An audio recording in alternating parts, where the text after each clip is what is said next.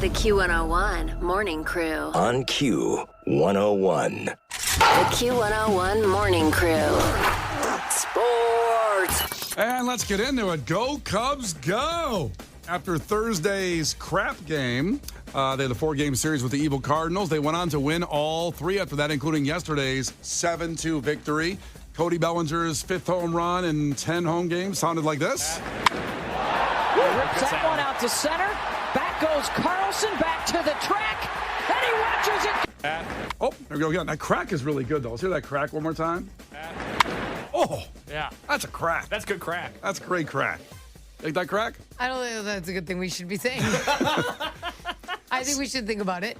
Here's a stat for you, Kenzie. See if you're impressed by it. Cody Bellinger is batting .381 with 24 RBIs in 31 games since returning with a bruised knee on June 15th. Not so great. Not extend him? 381. 381? I know statistically. Yeah. I just feel like statistically we should do better. You know how hard 381 is? I know, that's what I'm saying. Why? Maybe we should make the bat bigger. Like, it shouldn't be that hard. So you're saying we should change the game of baseball to make a more impressive stat for you? No, because it's like, you know, I want someone to bat 1,000. I want to see it. Okay. Are you bothered by the fact that he had to sit out because he had a bruised knee? No, because I actually value I value players staying healthy. And I think if you push it, like you were making fun of Marcus Stroman for getting the blister. That's right, he was. And Yeah, I'm he like, left the game 'cause he had a would you blister. Shut the hell up, because you don't want something to spread, get worse, then you're out for a significant amount of time. I think it's much smarter to like nip things, by the way, in the bud, not the butt. I found that out recently. Nip it in the bud. Glad you figured that out. Give a rest day. Yeah. That's how I feel. Like I feel like I should take tomorrow off work because I feel like I'm losing my voice. Yeah. And if I push through tomorrow, I may be off a week. I don't know. God forbid you get a blister. Should we go on for friggin' summer? I got a paper cut this morning and I almost left. I just want you to know that. So the Cubs are off tonight. I wonder why. To make that long trip on the red line to the south side, get off at 35th. It's Cubs Sox week. We'll get to that in a second. White Sox had a brutal weekend, though. Case is our Sox fan in the room. I just bring him in here just to punish him, to talk about it. But what a brutal weekend. I mean, getting swept by the Twins. And if that's not bad enough for our Sox fans, our fellow Sox fans who care about you in the south side, little proof of life here. Check in on your people. The Twins got 3 runs in the bottom of the 9th last night to take it to extra innings to then lose in the 12th. So that was a tough game. I got back from, and I'm sure everybody can relate to this, I got back from the Barbie movie yesterday. Uh-huh. And saw that the White Sox were still playing bottom of the 12th. I go, oh, here we go. A little afternoon baseball, a little free baseball for me. Yeah. I turn on the TV. I turn on NBC Sports Chicago. The first pitch I see is the walk-off single for the Twins to win. I saw the last pitch of the game, God. and it was the most deflating feeling ever. Yeah. You just feel like a pile of crap. I felt, because I was like, oh, White Sox are still on. I got to turn on the TV. I'm in a rush. And then I was like, oh, why'd I do this? Why do I care about this team? This is a fun 30 seconds. Did that ruin the euphoria of the Barbie movie for you there? No, Barbie movie was awesome. That was a really good We'll time. talk more about that a little bit later on. But the good news is that Vanilla Ice over the weekend performed. Where? Not near here. Not near here. But he did say take as many selfies as you want while I'm on stage in a rebuttal to Miranda Lambert. Miranda Lambert. Well, of course. He's like, and tag me and then stream the song. And then, And buy tickets for the show, The Town Over. yes. Promote my locations. This validates Vanilla Ice at the White Sox game on Friday, August 25th after the show. After the game, I should say. He will perform. So just make sure your phone's fully charged. He's ready for selfies. He's not going to make a rant. Bring one of those portable chargers. Oh, remember we had to walk around with those all the time? Do people still do that, walk around with a little portable? We still bring ours for like a long day for this exact moment. You're like, I got no juice left, and we haven't even hit Ice Ice Baby. The Q101 Morning Crew. On Q101. It is finally here, picnic week. And it will be Incubus at the Huntington Bank Pavilion in Northerly Island, along with Beach Weather, Giovanni and the Hired Guns, my guys, Bad Flower, and Paris Jackson, Michael Jackson's daughter. Oh, my God. She has no idea the stalking she's in for from Kenzie. I just feel like people aren't thinking about this enough. Yeah. Like, we're brushing over Paris Jackson. Yep. It's too fast. Well, I think also because no one knows, like a lot of people at my things over the weekend when I was out and about in Shorewood and Palatine, like, well, what does she sing? And, you go do a little dive into her music. She kind of sounds like Hole, like Courtney Love. I mean, it sounds grungy. I like it. I liked what I heard. I didn't expect that. I think people think it's going to sound like her dad, Michael Jackson. Okay, if that was her vibes, I don't think she'd be at Picnic. She wouldn't have made Picnic. Probably not. Then again, that doesn't mean she wouldn't be successful. I just don't think she'd be at Picnic. However, if she got up and did Beat It, I'd be all in. I mean, if anybody booed Beat It, we're gonna beat them up. They can't be at the concert. You just don't have a soul. You don't have a heart in your chest. You're just a horrible person. Yeah. We want horrible people here. If you boo Beat It, that's the barometer for being a good person. Yeah, you suck. So here it is, 312-591-8300. Call now. You'll get tickets to the show, and you will meet Incubus. How about that? They're amazing. They're great. They've been doing it so long, too. Great guys. 312-591-8300. Call now to compete. The Q101 Morning Crew.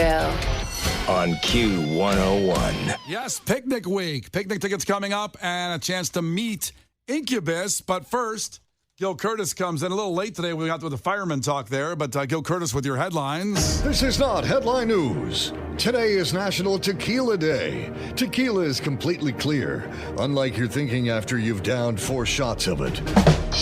Today is National Drive-Thru Day. All over the nation, fast food restaurants are celebrating by getting your order wrong. Guess how old Monica Lewinsky turns today? She's 50. If you guessed 49, you would have been close, but no cigar.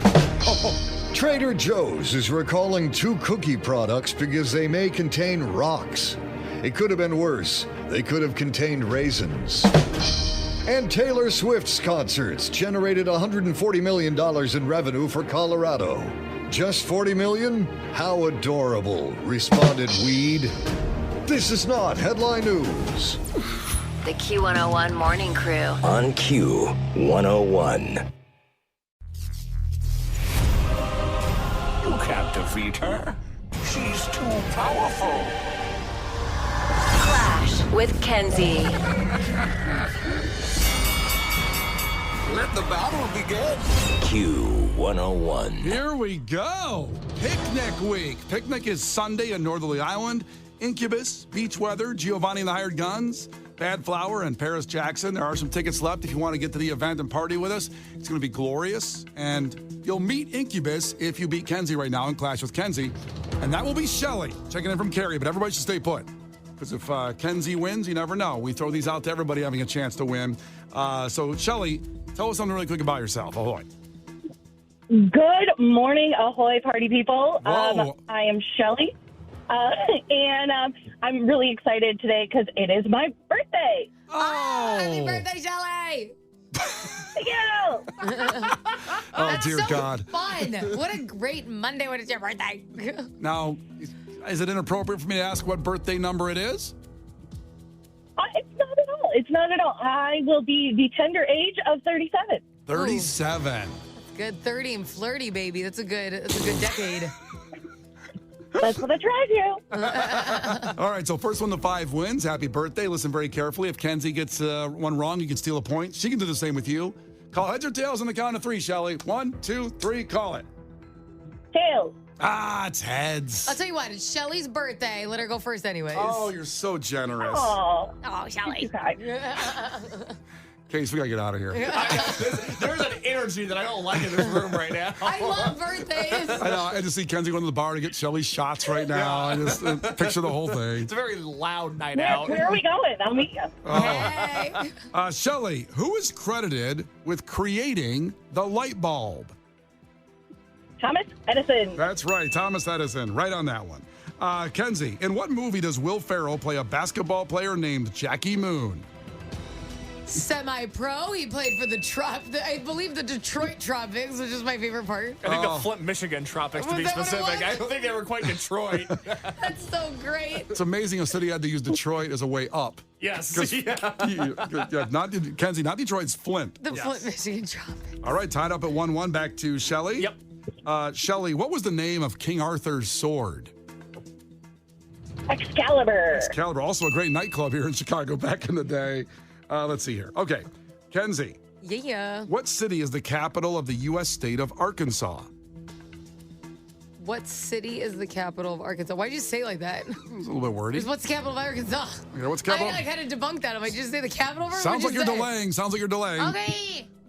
Arkansas. 3. I don't know. I got 2. nothing. Nothing? Okay. I got nothing. I don't even know what's in Arkansas. Shelly, do you know? Is it Little Rock? Little Rock is right. Here we go. So everybody knows pretty much from Arkansas, I would think. I don't know anything from there. Bill Clinton's from there. Is he? Yeah. Wow. All right. Well, now I know 2 things about Arkansas. I did not have sexual relations with that woman, the Lewinsky woman. Shelly, you share a birthday with Monica Lewinsky. How does that make you feel? I was just about to say that. Monica Lewinsky and Jennifer Lopez. Wow. Oh. I prefer Monica Lewinsky. All right, 3-1 back to Shelly. Shelly, what did Yankee Doodle call the feather on his hat? Yankee Doodle. 3, Called it 2, 1. cotton Oh, candy. no. It wasn't cotton candy. Kenzie? Macaroni. Yes, she had time to sing it. That's not fair. She had time to sing in her head. Called it macaroni. Okay. All right. All right, 3-2 back to Kenzie. Kenzie, in the movie The Karate Kid, what is the name of Daniel's master?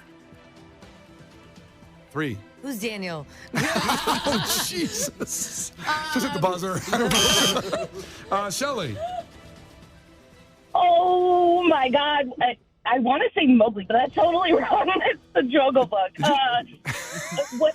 No, Oh, my God. I totally can't remember. It's amazing. What is it? Mr. Miyagi.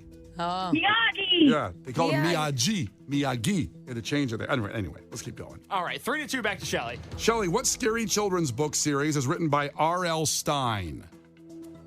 The best ever, Goosebumps. Oh, my goodness. I love Goosebumps. Shelly. Wow. Stay on the line so we can exchange numbers. We'll do that for sure, no matter what. So in case can get back to not having that in our lives. 4-2 back to Kenzie. Kenzie, got to catch up here. What movie marked the first appearance of the mass murderer Jason Voorhees? Which movie? Friday the 13th. That's right, Friday the 13th. Shelley for the win. Yes.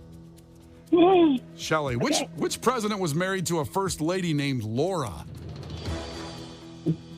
George Bush. George Bush is right. Shelley wins. Which one? George W. Bush. Oh, there we go. Congratulations and happy birthday. Yay, thank you. You are not only going to picnic, but you will meet Incubus.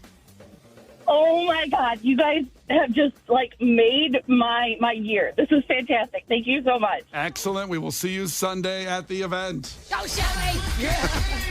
The Q101 Morning Crew's Clash with Kenzie. On Q101. All right, have no worries. We'll do it again every day this week, right around this time. Make sure you get in around 7:10, 7:15. Make sure you're here with Brian and Kenzie on Q101 for your shot to win. The Q101 Morning Crew. On Q101. All right, once again, all week long, we'll have picnic tickets and a chance to meet Incubus right around, get in around 7:10. Just make sure you're joining in. I mean, we hope you're here the whole show. We appreciate you on that. If not, you go to the podcast. It's Brian and Kenzie on Q101, which hopefully you did over the weekend because we had Fox 32's Jake Hamilton on Friday, Jake's Take. So we'll have on regularly now. Gave an outstanding inside look at Barbie and Oppenheimer from his view because he gets all the inside stuff that no one else can get into. And you can go back to the podcast from Friday's show in the 9 o'clock hour and listen to that again if you haven't seen either movie yet, like me and Kenzie have not had a chance to get there over the weekend. I had to watch 24 hours of kids baseball, so didn't get to see the number one movie that I want to see. In Sandwich, Illinois. You could have snuck over into a theater in Sandwich. Maybe you could have done that. It was a lot of games. It was a game of 3, game of 5, game of 7. That's how they do that. Oh. It's fun. But you don't need to be there for all those, right?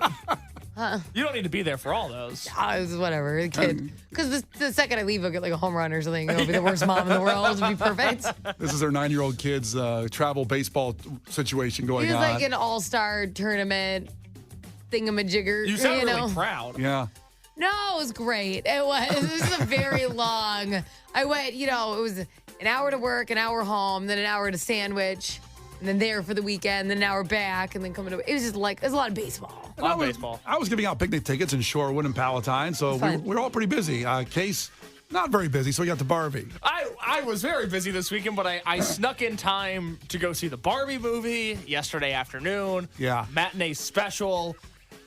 The big takeaway from it, and I hope our listeners out there saw it and feel the same way that I do, which is I was excited to go to a movie theater for the first time in forever. Yeah. It was great. And I went to the Logan Theater in Logan Square, which is obviously in the city. It's a movie theater that's been there since 1915. So Wow. it's still... It feels old in all of the right ways, but I was so happy for them because they had a sign out front that said all Barbie showings sold out, all Oppenheimer showings but one sold out. That was the late showing that they were doing on Sunday night. So good for movie theaters for powering through the pandemic and managing to exist, especially a cool independent theater like that. That's just my first takeaway was it felt good and exciting to be in a movie theater. Well, before you continue, what they did was, so Barbie, the studio itself, gave a real lowball number to probably be, conservative because not knowing what's going to happen. They gave a $60 million estimate on the weekend for Barbie. It did $155 million. Not bad. That's pretty good. That was in 4,243 locations. That surpassed the Super Mario Brothers movie earlier this year. But the biggest opening of the year, by the way, breaking the first weekend record for a film directed by a woman. And then Universal's Oppenheimer, which was also the part of the weekend, also soared past expectations with $80.5 million in about 1,000 less theaters than Barbie. But that's Nolan's Loser. biggest. Yeah. I don't know why they can't. It's weird. Like I don't know why they can't get in all the same theaters. Yeah, I don't get it. Suck it. I want to see Oppenheimer. I want to see both actually. But this is Nolan's biggest non-Batman debut. You just don't want to see the movie about women empowerment. Of course I do. Just after the movie about the atomic bomb.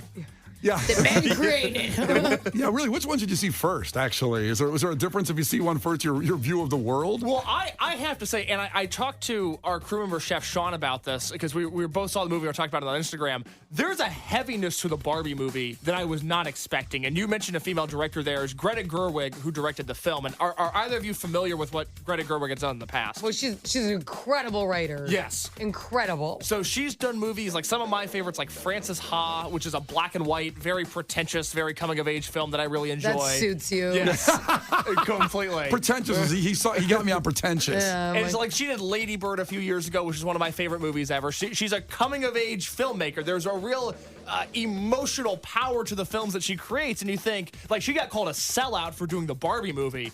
Wrong they were to label her as such. The Barbie movie almost moved me to tears. Oh, my goodness. It has this sequence towards the end of the movie where Barbie is questioning her existence. Yeah.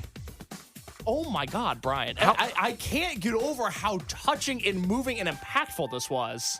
The best was, and this whole movie is about kind of women empower. Yes. Women's place in the world is the concept. It's not just, the Barbie, plastic, fun, boppy. And I was looking at the comments, like this got posted on Twitter, and people were commenting, and there were so many men like, just so you know, the version of Barbie that we find hot is not this one. And I'm like, Margot Robbie, yeah, right. I think you're missing the point. They're like, we don't prefer these classic Barbie, cliche outfits. I'm like, yeah, the movie, it's not a corn piece, baby. It was on for, I understand it wasn't modeled. The Barbie movie was not modeled for the male fantasy. There's people there with their daughters. I don't know, dude. You're right. It was not modeled for the male fantasy, but men should go see it. It's a nice movie. It's not preachy. You're hopefully not going to leave, feeling beaten down by the world. Hopefully it gives you inspiration, if anything, to keep pushing forward. It's really nice. There's a million things that I want to say about it. One, just do one. I know. Well, I'll give you two. Please, yeah. I'll give you two. Don't give me a million, please. From the comedic aspect of it, because Brian, I'm sure you, like most people, maybe you don't have a connection to Barbie, but you want to see a funny movie. Sure.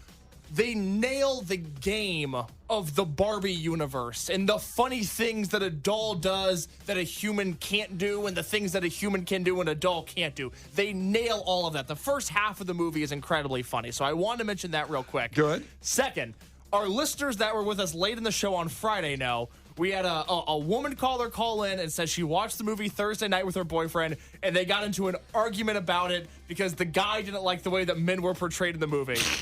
I watched this movie through the lens of that guy, and it's a fascinating experience to go like, which part of this is he mad about? This is really interesting. So she's not in front of an easy bake oven, maybe? Exactly. That her shoes were on in the kitchen. He's like, why does Barbie think she has meaning at the end of this movie and a purpose of life? God, they just take and take and take. They want everything now. They want equal. Well, we should do a follow-up, actually. I can't remember that caller. Was he near the end of the show on Friday? But you're more than welcome to call back up at 312-591-8300 and get more deeper now that we have somebody who's on the show that's seen Barbie, has seen the movie. But I want to see it so bad. You'll love it. It's a really enjoyable experience. We talked about this with Jake Hamilton on Friday, but it's family friendly. So if you're on the fence about it, maybe you're worried that it won't be appropriate for your kids. It's not sexual in any way. It's not violent in any way. It is a really funny movie with a good story and a better overarching point. I highly recommend going to see it.